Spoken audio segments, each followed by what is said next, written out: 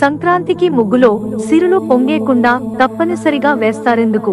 ప్రతి పండుగకు పిండి వంటలు ప్రత్యేకమే, అయినా సంక్రాంతికి చేసే పిండి వంటలు మరింత ప్రత్యేకం.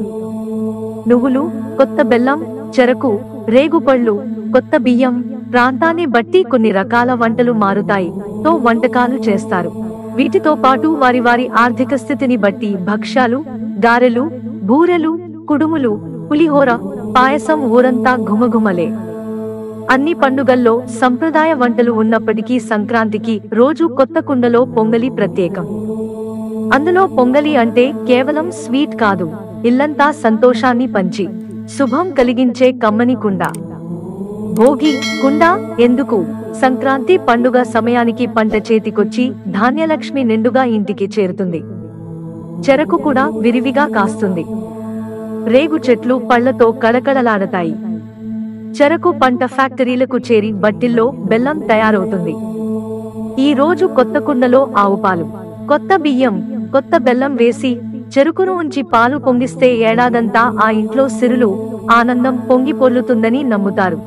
ఇదే అసలైన నూతన సంవత్సరం. తెలుగువారి నూతన సంవత్సరం ఉగాదితో మొదలైనప్పటికీ పంట ఇంటికి చేరి రైతుల కళ్లలో ఆనందాన్ని నింపే పండుగ మాత్రం సంక్రాంతి. ఆర్థికంగా కూడా ఆశాజనకంగా ఉండే సమయం. చలిగాలులు తగ్గి సూర్యుడి కిరణాల్లో వేడి పెరిగే కాలం. అందుకే సంక్రాంతి అంతులేని సంబరాన్ని మోసుకొస్తుంది. అందుకే ప్రతిలోగిల్లో పొంగే కుండ ముగ్గు వేస్తారు. ఇంట్లో పాలు పొంగిస్తారు. సంబరమంతా ముగ్గులోనే. ఆడపిల్లల సంబరమంతా ఇంటి ముంగిట్లో ముగ్గులోనే కనబడుతుంది. ఎంతో సృజనాత్మకతను వెలికి తీసే పండుగగా చెప్పుకునే సంక్రాంతి వేళ ఇంటి ముందు రంగురంగుల ముగ్గులతో సంక్రాంతి లక్ష్మికి స్వచ్ఛంగా ఆహ్వానం పలుకుతారు. ముగ్గు మధ్యలో ఆవు పేడతో చేసిన గొబ్బెమ్మలు, వాటి మీద గుమ్మడి పూలు, బంతి పూలు, చామంతి పూలతో అలంకరిస్తారు.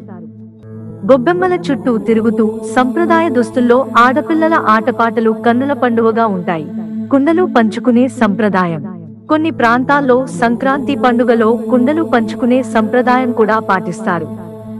ఆ కుండలో పొట్లకాయ, చెరకు, నువ్వులు, బెల్లం, శనగపప్పు, పసుపు, కుంకుమ నింపి గిన్నె రూపంలో బహుమతిగా ఇస్తారు. మకర సంక్రాంతి నుంచి రథ సప్తమి వరకు ఇంటింటికి వెళ్లి పెద్దలు, ముత్తైదువులను పిలిచి పసుపు, కుంకుమలతో తాంబూలాన్ని ఇచ్చే ఆచారం కూడా ఉంది. పండుగ వేళ ఇంటికి వచ్చిన ముత్తైదువుల పాదాలకు పసుపు రాసి నుదిటిన బొట్టు పెట్టి తాంబూలం ఇచ్చి పంపించాలని చెబుతారు. ఆనందాల సిరులు కురిపించే పొంగలికుండ ఇంటి ముందు వేయడం ద్వారా ఆ ఇంట సిరులు పొంగుతాయని, ఇల్లంతా ఆనందాలు వెల్లివిరుస్తాయని విశ్వాసం. మట్టి కుండలో పెరుగు నింపి దానం ఇస్తారు. సంక్రాంతి రోజు కొన్ని ప్రాంతాల్లో బ్రాహ్మణులని ఆహ్వానించి ఇంటిలో ఆసనం వేసి కాళ్లు కడిగి నువ్వులతో నిండిన కంచు పాత్రలను దానం చేస్తారు. ఈ పాత్రకు తిలా పాత్ర అని పేరు. వీలైతే రాగి పాత్రలు, ఇత్తడి కుండలు, గొడుగులు ఇవ్వవచ్చు. ఈ మకర సంక్రాంతి రోజు మట్టి కుండలలో పెరుగును నింపి బ్రాహ్మణుడికి దానం ఇవ్వాలి. దీని వలన సంతానం లేని వారికి సంతానం కలుగుతుంది. సంతానం ఉన్నవారు దానం చేస్తే ఆ సంతానం మంచి అభివృద్ధిలోకి వస్తారని నమ్మకం. నందుని భార్య యశోద పెరుగు దానం చేసినందువలనే శ్రీకృష్ణుడు కొడుకుగా లభించాడు. ద్రోణాచార్యుని భార్య కృపి దుర్వాస మహామునికి ఈ విధంగా కుండలో నింపిన పెరుగును దానం చేసినందువల్ల ఆమెకు అశ్వత్థాముడు జన్మించాడని చెబుతారు. మిత్రులారా, మాకు మీ సహకారం అందించడానికి వీడియోను లైక్ చేయండి, సబ్స్క్రైబ్ చేసుకోవడం మర్చిపోకండి. ధన్యవాదాలు.